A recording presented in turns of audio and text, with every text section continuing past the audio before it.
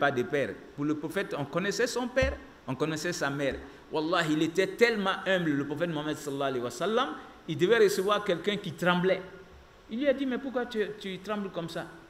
Il dit, il ne faut pas avoir peur de moi, parce que je suis le fils de la femme qui se nourrissait avec la chair séchée au soleil. C'est-à-dire que les Arabes, ils ont cette manière de faire, surtout quand ils ont beaucoup de viande, ils vont couper ça. Les gens du Niger savent le faire aussi, de telle sorte que ça devient très fin. Et ils mettent ça avec du sel et ils mettent les condiments dessus, ils font sécher. Et quand c'est séché, tu peux manger. Ça peut durer des semaines, voire même des mois. Donc le prophète il dit, lui, sa mère se nourrissait de ça.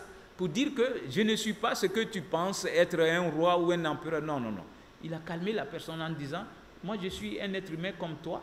Ma mère même n'avait pas la bonne nourriture que nous on a aujourd'hui. Il dit, sa mère se nourrissait de viande séchée au soleil. Pour dire que je suis un être humain comme toi. Donc je reviens encore pour amener les gens à comprendre que nous tous, on peut être éprouvés. Sayyidina Ibrahim a été éprouvé et c'est lui qui va atteindre jusqu'à 99 ans. Il est avec sa femme, qui est notre mère Sarah. Elle n'a pas fait d'enfant pour lui. Elle avait atteint la ménopause. Subhanallah. Et donc, elle a eu pitié de son mari. Elle va lui dire, ah, vraiment, on a atteint un certain âge. Toi, tu es vieux et moi aussi, j'ai atteint la ménopause. Alors, comme j'ai ma servante, elle était comme mon esclave, je vais la délivrer de l'esclavage et puis je te la donne pour que tu la maries. Subhanallah. Qu'Allah nous donne une bonne épouse. Qu'Allah nous donne une bonne épouse. Voilà celle-là qui va se soucier de la descendance de son mari. Elle se dit, si on reste comme ça et que le vieux la meurt alors qu'il est le messager de Dieu, alors il n'y aura plus personne pour continuer le travail de Dieu derrière lui. Il faut au moins qu'il y ait au moins un enfant qui pourra continuer sa lignée, sa descendance. C'est pourquoi quand deux personnes se marient, il faut faire cette prière-là. Seigneur, fasse qu'il y ait l'amour et la compassion entre moi et ma compagne ou mon compagnon.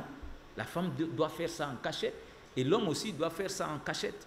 Demandez à Dieu qu'il mette la baraka dans votre mariage et qu'il mette l'amour et la compassion. La compassion, c'est avoir pitié l'un de l'autre. Voilà la femme qui va constater. Il ne faut pas que le vieux la meure comme ça et puis bon, son nom va disparaître. C'est elle qui prend l'initiative. Elle dit, bon, moi j'ai mon esclave là, je vais la délivrer de l'esclavage et tu la maries. Et j'insiste sur le mariage parce qu'il y a d'autres qui prennent des histoires et qui salissent ces grandes personnes.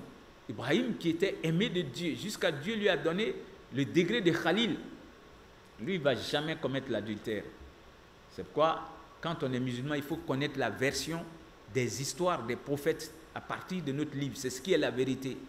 Vous allez entendre d'autres dire que oui, il a commis l'adultère avec une femme, et puis bon, cette femme-là, elle a eu Ismaël, et puis bon, c'est de ça votre prophète-là est venu. Et si toi tu es musulman, tu n'es pas doté de la version islamique, tu ne peux rien dire. Donc c'est pour vous dire que les prophètes de Dieu, eux, ils avaient peur de Dieu, ils ne commettaient pas les petits péchés, ne parlons pas des plus grands péchés, parce que l'adultère est parmi les plus grands péchés.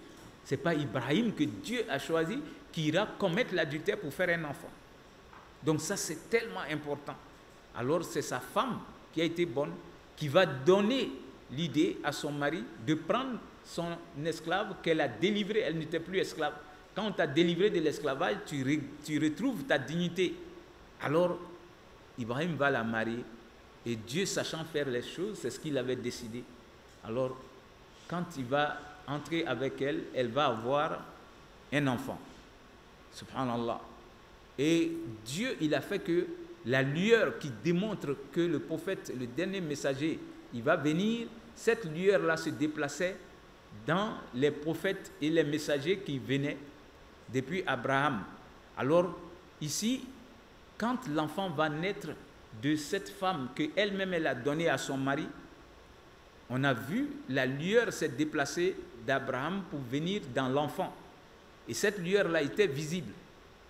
Alors la maman Sarah n'a pas pu supporter ça. Parce que pour elle, c'est-à-dire ce grand messager dont Dieu parle, peut-être c'est elle qui allait donner naissance à un enfant et ça allait venir, ça allait continuer dans elle son alignement. Voilà qu'elle ne peut pas faire d'enfant.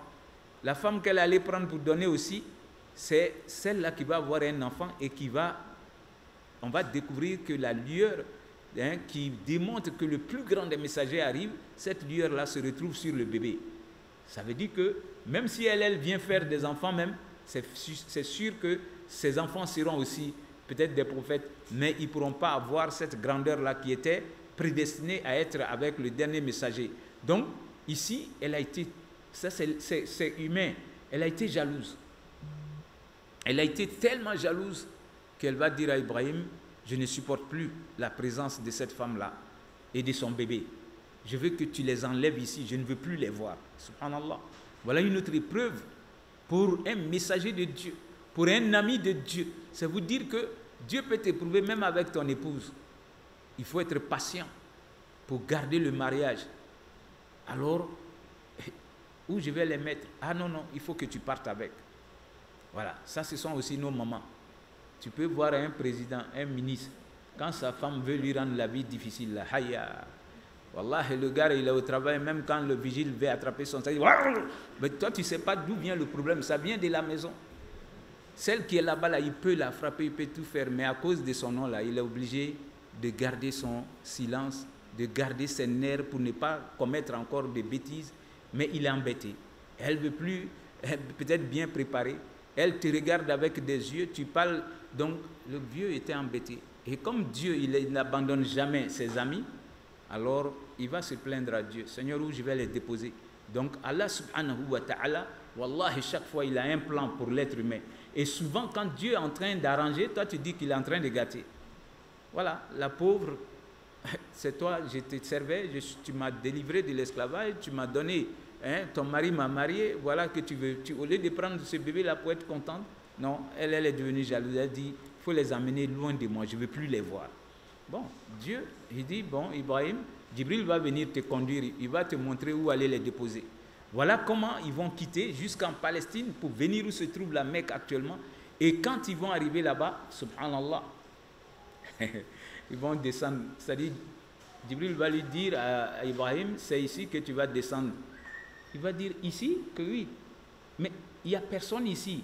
Il n'y a rien à manger ici. Dans ce désert-là. Ah, il dit, c'est ici, Dieu dit que tu vas déposer ta femme et tes enfants. Et ton enfant. Subhanallah. Subhanallah. Pour vous dire, il est l'ami de Dieu. Au lieu de le laisser dans la ville où il est, prendre une maison en location, non, Dieu dit, il faut aller des kilomètres, des jours de marche, des mois de marche. Ça vaut 2 mois de marche, à leur temps là-bas. Il va aller maintenant et on va lui montrer un lieu où il n'y a personne. Et la femme avec son bébé, c'est ici, je dois les déposer. Que c'est ce que Dieu dit. Et comme chez eux, Dieu, quand il parle, on ne discute pas. Donc, Ibrahim va les descendre et il va mettre la femme avec vraiment une petite provision de dattes et d'eau. Elle avait de l'eau avec un peu de dattes et il va commencer à donner d'eau. Tellement il avait pitié, il ne veut pas les regarder. Parce que les grands hommes, souvent, ils sont comme ça.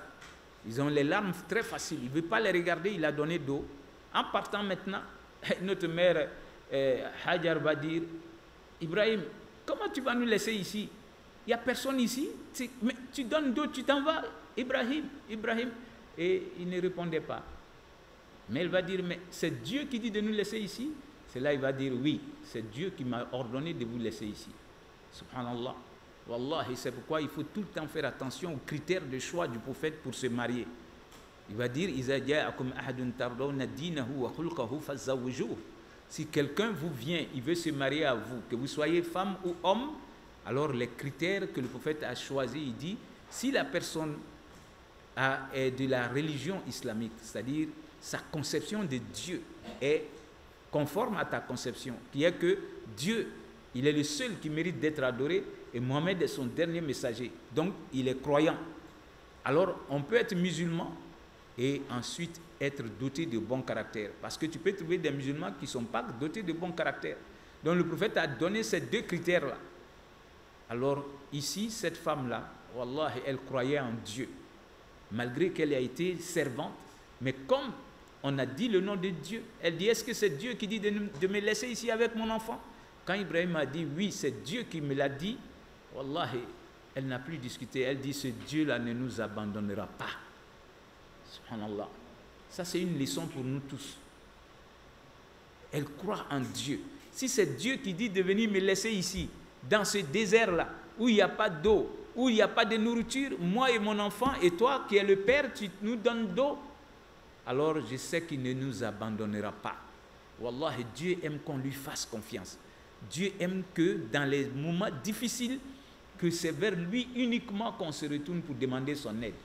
Nous, on le dit combien de fois dans nos prières, Iyyaka na'budu wa iyyaka nasta'in. Combien de fois on le dit? 17 fois par jour. Mais quand on a des problèmes, on fuit pour aller voir d'abord.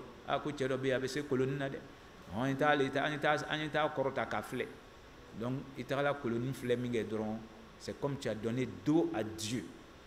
Là, on ne peut pas regarder colonie en même temps. Ça, c'est être munafik, c'est-à-dire hypocrite. Donc voilà la femme qui va se retourner et aller s'asseoir à côté de son enfant. Comme c'est Dieu qui l'a dit, ben je suis d'accord. Subhanallah. Wallah, ça aurait été une femme d'aujourd'hui, elle allait commencer à insulter le vieux. Tu es faronini, abesra moussogne, kaneni ndenta kana enfli tout konoya, vaurien.